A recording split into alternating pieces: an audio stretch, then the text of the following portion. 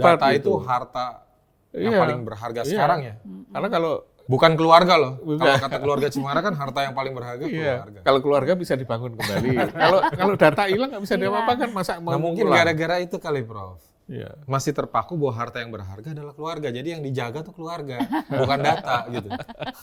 Ini pinggir jurang nih.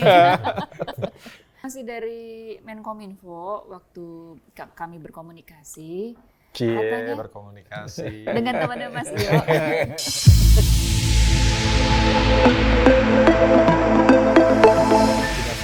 Nah, saya kan ini kan kayaknya nih buat semua profesional di bidang itu ya. Ini kan SOP standar nih, Prof. Iya. Kita pertama ada server development. Ketika lagi dibikin nih, Bikin aplikasi. sebuah website aja itu kan development. Iya. Sampai di stress test, diuji nggak ada bug-nya dulu. Begitu udah siap di launch, dia masuk ke server operasional. Operasional nih biasanya dua nih, jalan nih, paralel, sinkron nih. Satu dengan mungkin ada latency sekian detik, tapi dia jalan paralel. Baru kemudian ada backup. Iya. Ini kan level di swasta yang katakanlah level cuman buat website brand gitu ya. Iya. Nah ini negara tidak melakukan itu, saya jadi bertanya-tanya. Vendor yang digunakan kementerian lembaga selama ini nih, kelasnya seperti apa gitu? Kalau tidak melakukan itu sampai tunggu diperintahkan SOP-nya harus begini. Iya. Jadi kalau urusan dengan pemerintah kadang-kadang memang agak rumit ya, karena ada aspek non teknis. Jadi misalnya ketika dilakukan penganggaran, apakah itu masuk atau tidak? Nah, jangan-jangan nggak masuk. Berarti kalau nggak masuk, berarti dari perencanaan anggaran udah salah. Jadi kejadian seperti yang kemarin meledak itu kan hanya dampak dari proses sebelumnya. Jadi misalnya apakah di anggaran, kalau anggaran ada, apakah kemudian dikerjakan sesuai dengan spek? Ya apakah sesuai juga nggak anggarannya itu? Ini harus diaudit kan? Digede-gedein. Harus diaudit itu kan? Iya. Yang tahu hanya auditor ini kan. Nah, ketika dilaksanakan, apakah sesuai dengan spek? Kita tahulah di negara kita itu kan banyak orang ngurangi spek kan, udah umum lah gitu ya. Harganya di markup, speknya dikurangi, makanya jembatan banyak roboh gitu ya. Nah, itu harus diperiksa nanti, apakah ada pengurangan spek. Jadi misalnya begini, ternyata di dalam anggaran itu ada fasilitas untuk disaster recovery plan atau business continuity plan. Tapi ternyata kok nggak ada. Nah, itu kan berarti kemudian masuk ke ranah hukum gitu ya. Nah, ketika kemudian itu sudah dilihat memang ada di sana, barangnya ada, baru kemudian dilihat apakah prosedur keamanan yang 4 tadi itu dilakukan atau tidak. Kalau tidak dilakukan, berarti siapapun yang bertanggung jawab kepada kegiatan itu, entah itu vendornya atau ini, berarti dia telah menyalahi standar yang Mas Yo tadi sebut. Kalau Mas Yo tadi sebut kan untuk development ya, untuk development biasanya kita untuk DevOps itu kita punya development sama operation kan. Tapi kalau ini kan hanya data, nyimpen data aja. Nah, jadi data itu ketika sudah disimpan, maka apakah di dalam kontrak atau di dalam spek atau di dalam praktek itu dilakukan langkah-langkah 4 langkah security tadi. Dan itu kita harus bentuknya dokumen. Betul. Jadi kita harus lihat betul nggak ada assessment terhadap security-nya, vulnerability-nya apa saja, aktornya siapa saja, impact-nya berapa, probability berapa, itu ada nggak? Kalau itu ada, berikutnya dilihat security plan-nya ada atau tidak. Kalau security plan-nya ada, baru kemudian dilihat drill sama exercise dilakukan atau tidak. Jangan sampai security plan itu jadi buku ensiklopedia, cuma ditaruh di lemari, proyek diberi bayar, tapi nggak pernah dibaca, nggak pernah dilakukan. Biasa ya, kita manual book tuh kalau kita beli barang elektronik juga enakan nanya sama orang gitu ya. Atau lihat di YouTube. Itu kejadian banyak di Indonesia, terutama kalau di pemerintah yang beberapa saya tangani BUMN itu biasanya ada sih, assessment-nya ada, plan-nya ada, tapi nggak pernah dibaca juga, nggak pernah.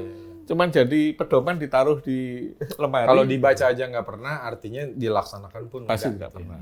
Baru nanti ketika terjadi masalah baru buka-buka buku, ini mesti diapakan. Nah, saya penasaran soal penganggaran nih, Prof. Kalau dibilang mungkin belum dianggarkan atau anggarannya nggak ada. Ini masalah prioritas juga nggak sih? Misalnya nih, kemarin kan baru-baru ini ada berita nih. BSSN membangun kolam renang untuk kantor. Padahal ada di negara lain startup untuk menampung data, membackup data dan sebagainya, dia malah menawarkan heat yang dihasilkan dari server yang panas itu untuk memanaskan air kolam ini spa gitu kan. Nah ini kita kebalikan ya gitu. Ini masalah prioritas anggaran terjadi nggak sih sebetulnya? Bahwa yang sebenarnya urgent buat security tadi tidak Iya. dimasukin gitu. Saya kan bukan ahli anggaran, jadi Iya, saya iya. no comment lah di situ ya. Tetapi saya bukan ahli kolam renang juga. Gitu.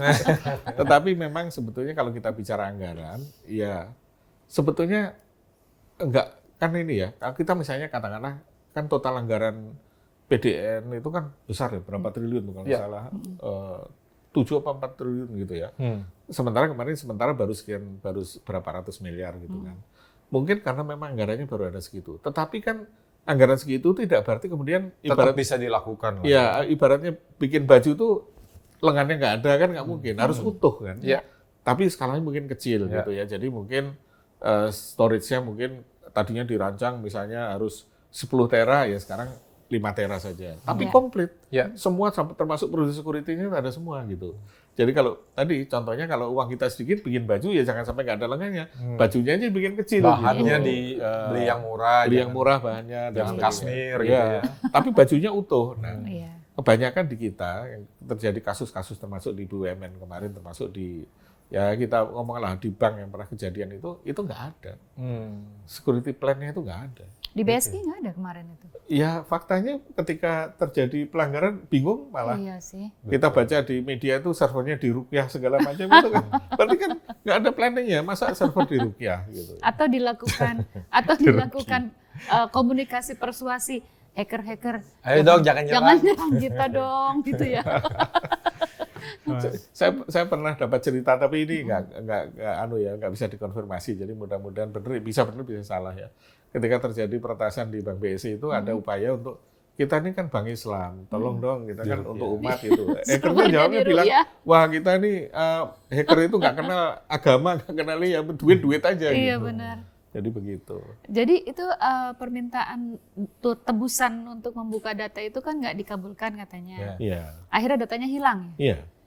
Terus Jangan-jangan nggak ada datanya juga. Hah? Jangan-jangan nggak ada datanya juga, Pak. Beneran ada nggak? Nah, no comment. Tapi begini, dalam aturan internasional itu membayar tebusan pada ransomware itu dianggap sebagai membiayai act of terrorism. Betul. Karena iya. ransomware itu kegiatan terorisme. Oh, Jadi kalau kita membayar itu berarti kita membiayai kegiatan terorisme. Itu bisa di blacklist sama Amerika. Oh, iya, Gitu. iya. Tapi kita kan pernah dulu ada sandera kapal di Somalia, kita tebus juga tuh, Prof. Ya Itu kan termasuk beda. membiayai juga. Ya, mungkin juga. Beda. Ya, tapi yang ransomware itu sekarang di mana-mana itu Terorisme, pasti ya. dianggap kegiatan. Berarti kita terorisme. salah satu negara yang membiayai terorisme. Iya, kalau Jadi kita mendingan bayar, daripada membiayai terorisme, mendingan datanya hilang. datanya hilang. Ya, Mudah-mudahan betul, nggak ada data. Tapi Nah. masih alhamdulillah kata Pak Menteri. Iya. Oke. Katanya Harusnya- non-state actor, nah, bukan state actor gitu. Belum tentu. Oh belum tentu. Ya, kan kita belum melakukan audit. Iya, hilang Iya, is hilang sih. Karena Iya, begini, kalau ransomware itu tidak harus selalu sumbernya dari luar. Iya. Bisa dari dalam. Ya. Dari dalam itu bisa sengaja, bisa tidak sengaja. Tidak sengaja misalnya begini. Pernah kejadian salah satu BUMN, saya nggak usah sebut karena ini masalah confidentiality ya. Jadi si karyawan itu terima email, ada attachment-nya. Nah dia buka attachment itu. Ketika attachment dibuka, itulah ransomware-nya masuk Ya. ke dalam sistem. Ya. Gitu. Nah ini nggak bisa dicek kamu pakai firewall yang paling canggih pun nggak bisa karena dari dalam. Nah makanya itulah perlu namanya security plan. Ketika terjadi itu apa yang dilakukan? Iya. Selama kita tahu apa yang dilakukan, mau diserang 1.000.000 kali juga nggak apa-apa. Besoknya ke recover lagi. Gitu. Dan itu juga misalnya nggak boleh ada port colok tuh. Iya. Mau flash disk, Iya. mau hard disk, apapun. Salah nggak satu boleh contoh tuh misalnya yang ya sering diributkan orang kan kebetulan kan saya berapa kali jadi saksi ahli KPU ya. KPU itu sistemnya ketika diretas situng dulu itu ya, sirekap itu nggak apa-apa karena ada backup ya, 10 menit udah recover lagi. Karena mereka sudah punya planning yang Atau diretas nggak apa-apa. Yang penting pas penghitungan akhir udah ada hasilnya. Nah, Karena hasilnya udah ada duluan. ya no comment.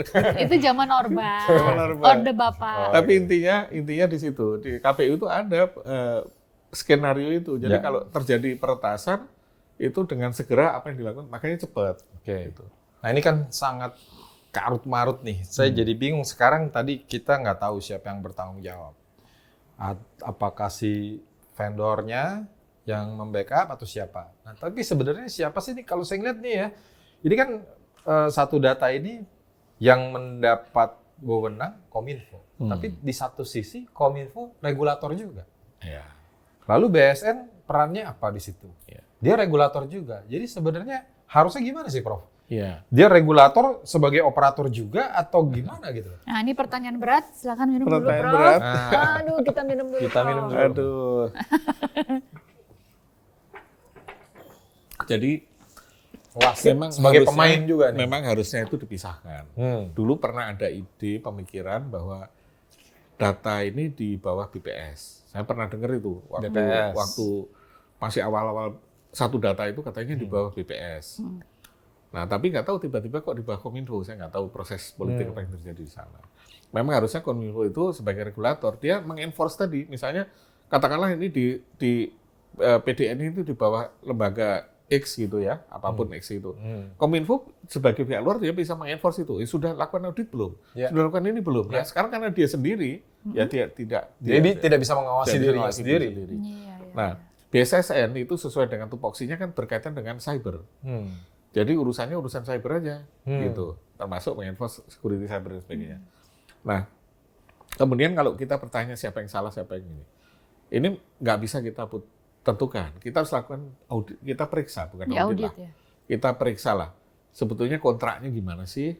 Kejadiannya gimana sih? Dari situ baru ketahuan. Makanya bisa saja APH turun, bisa. Dengan kejadian ini, APH bisa turun untuk memeriksa. Kalau misalnya di kontraknya ada, tapi kemudian oleh vendornya tidak dilaksanakan, maka vendornya gampang lah tinggal berikan sanksi. Atau memang dari anggarannya nggak ada, berarti siapa yang membuat anggaran dulu? Siapa yang jadi supaya jelas siapa salah, siapa ini. Kenapa karena itu melibatkan banyak pihak, jadi kita nggak bisa mengatakan semuanya salah juga nggak bisa. Karena ada orang yang tidak tahu menahu misalnya ya.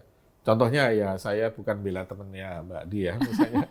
Jangan-jangan Pak Menteri Kominfo juga nggak tahu. Iya. Karena itu kan dilakukan oleh staf-staf di bawah. Iya, benar. Tapi kan dia sebagai kepala. Mana tahu dia? Oh, kan Nggak dia ngerti apa laporan. nggak tahu, Bro? Iya, mungkin. Pinggir jurang lagi. Pinggir jurang lagi. Tapi intinya kan nggak jangan-jangan staf di bawah juga nggak lapor sama dia. Kan nggak tahu sebagai menteri kan urusannya banyak ini. Urusannya mulai dari media sampai segala macam. Mungkin begitu. Nah, jadi kalau mau tahu persis siapa yang tanggung jawab, mungkin ada baiknya APH turun untuk melihat sebetulnya kejadian ini siapa yang paling bertanggung jawab. APH? Aparat penegak hukum. Oh, APH. Aparat penegak hukumnya ngerti apa enggak? Tapi Kalau cukup itu kan mumpuni nggak untuk melihat kan nggak Kan perlu ada. pengetahuan tentang IT, cuman prosesnya prosesnya pengadaan. dilakukan. Oh, oke. Oh, Kemudian proses speknya bener apa enggak. Di Polri ada loh cyber. Di cyber Polri juga ada di cyber gitu ya. Ya kalau misalnya nggak ada pakarnya kan bisa ngundang banyak di satu pakar dijadikan untuk sebagai pendamping mereka bisa. Nah baru kita bisa tahu persis masalahnya apa. Karena belum tentu juga kesalahan dari siapapun juga. Jangan-jangan memang nasib sial aja. Nasib sial itu semuanya sudah ada semua gitu ya, tapi tetap aja kayak kita sudah hati-hati sudah ini, tapi kecopetan juga kan namanya nasib Iya, sial benar-benar. itu ya. Apes. Jadi apes ya itu Nasib bisa dirubah. Takdir yang nggak bisa takdir dirubah. nggak bisa dirubah.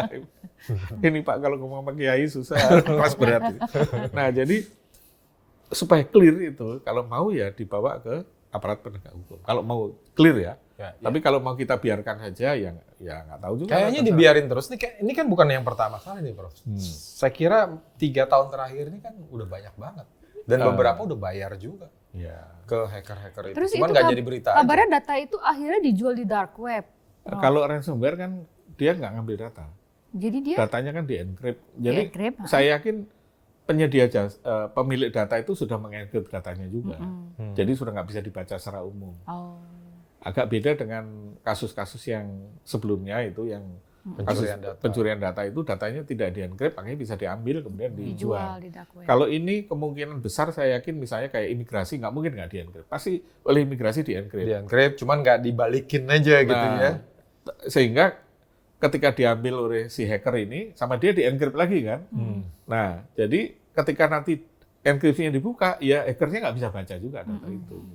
Cuman kita nggak punya aja Ya, gitu cuman nggak punya, hilang Cuma aja. hilang akhirnya. Kalau mau dibuka enkripsi berapa tadi? 256 bit itu kira-kira butuh berapa tahun tuh? Itu kalau pakai superkomputer mungkin perlu lebih dari 10 juta tahun itu Udah, perlu 10 juta Wow. tahun baru ya. keluar hasilnya itu. Padahal 29 Juni kemarin harusnya udah kiamat. Iya. Nah, jadi Oh gitu. Iya. Wah, netizen Jadi lebih paham ya dengan penjelasan Prof. Marsudi. Nah, ke depan apa yang nih harus dilakukan nih, Prof? Supaya jangan lagi terulang lagi ini berulang kali. Apa kemarin kan sempat digembar-gemborin. Kita butuh angkatan kelima nggak? Angkatan cyber. Dulu kan buruh tani dan masyarakat nelayan dipersenjatai. Sekarang kita butuh angkatan kelima kan. Negara tetangga udah punya loh, Singapura. Jadi sebetulnya di komunitas itu banyak lah yang anak-anak muda yang punya idealisme, yang mau bantu pemerintah banyak, gitu ya. Tetapi banyak juga lembaga pemerintah yang agak alergi pada mereka. Padahal kita libatkan misalnya. Padahal itu mereka tuh namanya hacker nasionalis. Iya, hacker nasionalis. Mereka mau kok bantu Pentes sebagainya mau lah gitu. Nah, jadi cuman ini mungkin harus dirangkul itu. Setahu saya dari pengalaman saya mungkin pengetahuan saya nggak semuanya ya.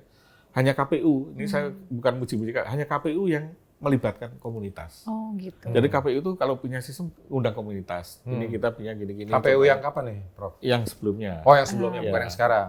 Yang sekarang saya nggak banyak terlibat, nggak tahu. Oh, oke. Tapi KPU yang era sebelumnya itu banyak sekali melibatkan. Dan sebelum-sebelumnya juga banyak melibatkan. Bahkan ketika mereka punya sistem, dulu situng itu ditampilkan di masyarakat, wartawan datang kritik ini, kritik itu. Sekarang malah ditutup-tutupi, Jadi tidak ditampilkan. harus dikasih catatan besar nih. KPU selalu melibatkan komunitas, kecuali yang sekarang. Yang sekarang saya nggak tahu. Yang sekarang saya nggak tahu ya. Karena sekarang kan nyimpen datanya di Alibaba. Oh, di Alibaba. Nah, apa yang diperlukan sekarang untuk bangsa kita? Sebetulnya komunitas tadi sudah ya. Yang sebetulnya kita tuh perlu segera adalah undang-undang tentang keamanan cyber. Kalau nggak bisa undang-undang, paling nggak permen dulu. Itu paling cepat ya? Kan? Permennya siapa? Kominfo. Oh, Kominfo. Membuat nanti bisa disampaikan ke sahabatnya Om Iyo. Nanti sahabatnya Om Iyo lah gitu ya. Sahabat kita juga. Jadi kita sampaikan Permen Kominfo tentang bagaimana misalnya proses security itu harus dilakukan dan kemudian BSSN nanti yang mengenforce itu. Jadi kalau ada lembaga yang melayani publik dan menyimpan data publik nggak comply, ya BSSN harus negur, kalau perlu nutup, melarang sistemnya itu beroperasi. Iya ya, BSSN ini kurang gigi. Dan BSSN ini hanya kurang untuk gigi. kementerian lembaga pemerintah atau juga yang swasta kan banyak juga. BSSN bisa untuk swasta. Swasta juga bisa. Ya. Karena kan perbankan kan juga mengambil data publik. Data publik. Gitu. Nah, jadi BSSN biarlah jadi polisinya, Kominfo yang membuat peraturannya. Nah, tinggal nanti BSSN yang mengenforce itu dan BSSN mesti pengelola datanya berarti bukan Kominfo dong? Bukan. Saya boleh ikutan ya. dong? Nah, BSSN mesti galak nanti kayak OJK gitu. Jadi pokoknya you nggak comply, tutup dulu, nggak boleh melayani publik. Oke. Gitu. Nah, mesti galak begitu. Berarti angkatan cyber diperlukan nggak? Iya, angkatan cyber sudah ada kok. Nih, udah ada ya? Jadi nggak perlu khusus. Nggak perlu khusus, tinggal mereka diajak aja. Nanti budget lagi, anggaran lagi. Ya kan? Seragam lagi. Kacau. Oke.